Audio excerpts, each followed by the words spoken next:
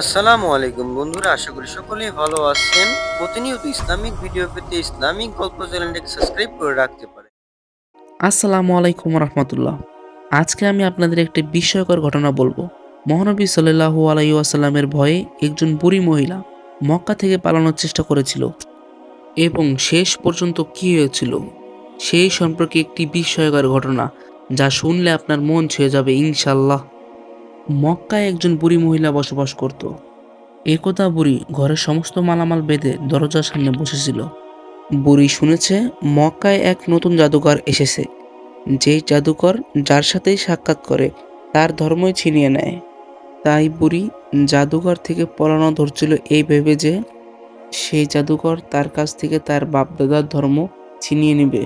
বুড়ি ঘরের সামনে সমস্ত মালামাল নিয়ে বসা। সেই রাস্তা দিয়ে রাসূল সাল্লাল্লাহু আলাইহি ওয়াসাল্লাম যাচ্ছিলেন। বুড়ি কখনো আগে রাসূলুল্লাহ সাল্লাল্লাহু আলাইহি ওয়াসাল্লামকে দেখেনি। তাই বুড়ি রাসূল সাল্লাল্লাহু আলাইহি ওয়াসাল্লামকে দেখে বললেন, ভাতিজা, এই এই মালগুলো আমার মাথায় উঠিয়ে দাও। রাসূল সাল্লাল্লাহু আলাইহি ওয়াসাল্লাম যখন এই মালগুলি তুললেন তখন দেখলেন এই মালগুলো খুবই ওজনী, এত ওজনী মাল যা বুড়ি কখনো উঠাতে পারবে না। তখন রাসূলুল্লাহ সাল্লাল্লাহু আলাইহি ওয়াসাল্লাম বুড়িকে বলল, এ তো খুবই ওজন, আপনি যদি অনুমতি দেন তাহলে আমি আপনার এই মালামালগুলি আপনি যেখানেই বলবেন সেখানেই দিয়ে আসবো। রাসূলুল্লাহ সাল্লাল্লাহু আলাইহি ওয়াসাল্লামের কথা শুনে বুড়ি খুশি মনে অনুমতি দিল। তখন রাসূলুল্লাহ সাল্লাল্লাহু আলাইহি ওয়াসাল্লাম সকল মালপত্র নিজের মাথার উপর তুলল আর বুড়ির সাথে চলতে লাগলেন। রাসূলুল্লাহ সাল্লাল্লাহু আলাইহি ওয়াসাল্লাম বুড়িকে প্রশ্ন করল, আপনি মক্কা ছেড়ে কেন যাচ্ছেন?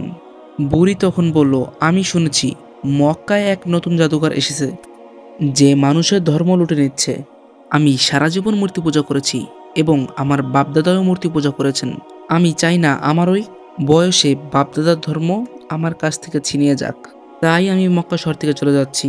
তখন রাসূলুল্লাহ সাল্লাল্লাহু আলাইহি ওয়াসাল্লাম বুড়ির কথা শুনে তার মাল ফেলে দেয়নি, বরং যত্নের সাথে মাথায় করে বুড়ির সমস্ত মালামাল বহন করে নিলেন।